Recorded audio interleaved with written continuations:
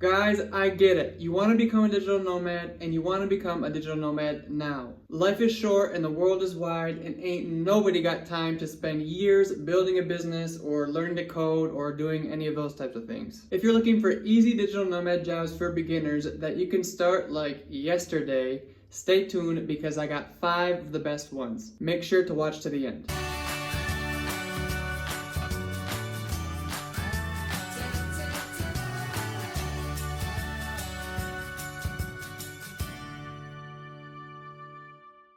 Today I have 5 of the easiest jobs for anyone who thinks that they don't have any special digital nomad skills. But these 5 aren't the only ones. For a complete list of 100 different job ideas, make sure to grab the free download in the description below. Let's get started with number 1. This is one of the main ways that I earn my income as I travel the world, and that is freelance writing. This is one of the easiest digital nomad jobs to start. As long as you can string some sentences together and you're a halfway decent writer, you can make it as a freelance writer. I mean, look at me. I put together a free course on how to earn your first $1,000 as a freelance writer, so make sure to grab that below as well. One of the hardest parts for new freelance writers is trying to find their first jobs with no experience.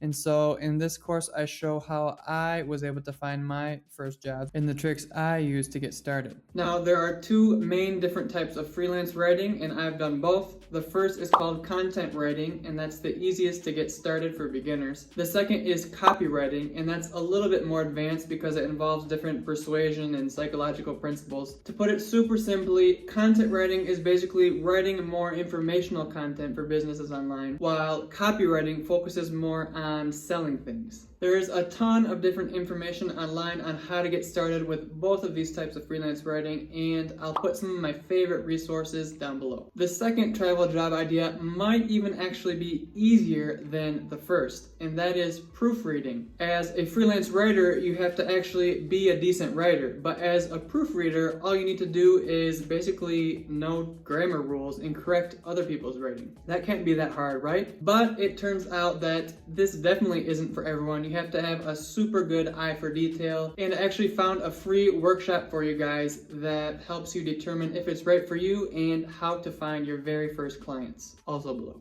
Alright guys, job number 3 uses a skill that you probably don't even realize that you have, and that is English. If you're a native English speaker, you can easily earn money online as you travel. Heck, even if you're not a native English speaker, you can earn money online while traveling. Teaching English is a super popular travel job to do in person in places like China and South Korea where they pay really well.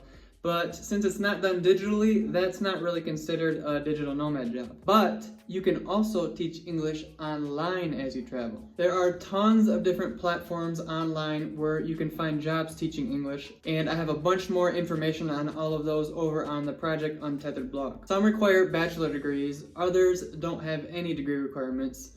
Some require a TEFL certification and others don't.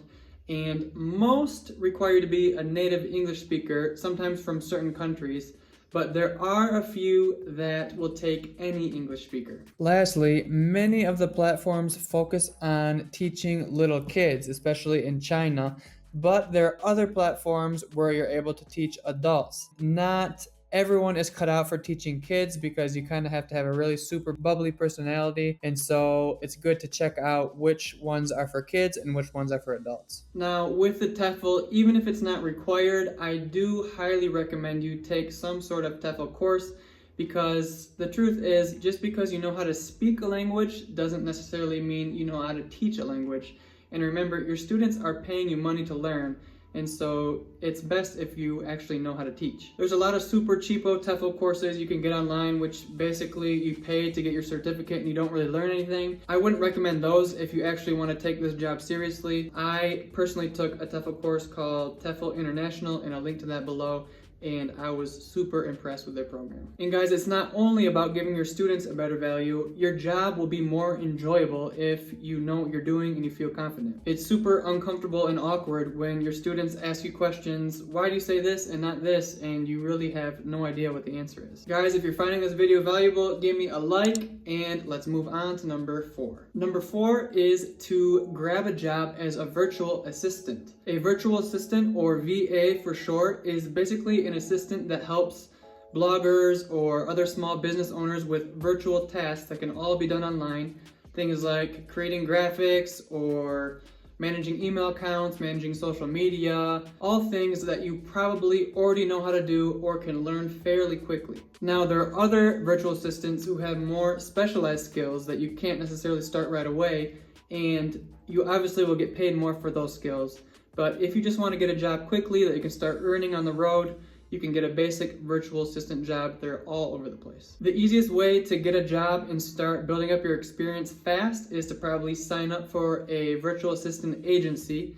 Those probably won't pay the best, but you'll at least get some experience under your belt, and then you can go off and search for your own clients. When you're looking for any of the jobs on this list, the first step I always recommend is to tap into your current network to see if people who already know and trust you are looking for this type of help. And even if you don't necessarily know a bunch of business owners directly, maybe the people you know other business owners and can recommend you. When you don't have a lot of experience to show for yourself, these word of mouth recommendations can really help you get your foot in the door a lot easier. All right, and the last easy digital nomad job to start is to simply take your current job or a similar position to what you're already doing and take that remotely. Now, I know this doesn't work for every single job out there, but now with everything that's happening in the world, we're realizing that many things can be done remotely, and employers are more open to this type of arrangement. You may find yourself in a situation where part of your job can be done remotely, but part of it requires you to go in the office.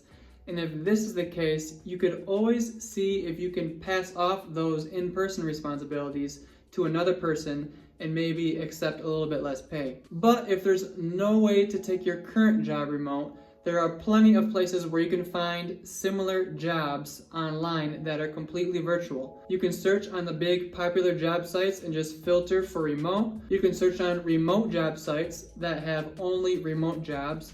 Sites like Flex Jobs is a really popular one. And there are also a ton of different remote job newsletters that every week they'll send out new remote job listings. One of the newsletters where I found one of my first remote jobs is called Dynamite Jobs, so I recommend checking that out as well. But guys, choosing your digital nomad job really is only one small piece of the puzzle to actually becoming a digital nomad. So if you want a complete A to Z blueprint of everything you need to know, make sure to check out this video next. I go over everything in super detail, and by the end, you'll be a digital nomad pro. And if you're curious how we earn our living as we travel the world full time, check out the video down at the bottom. Don't forget to give me a likey like if you found this helpful, and we'll see you in the next video.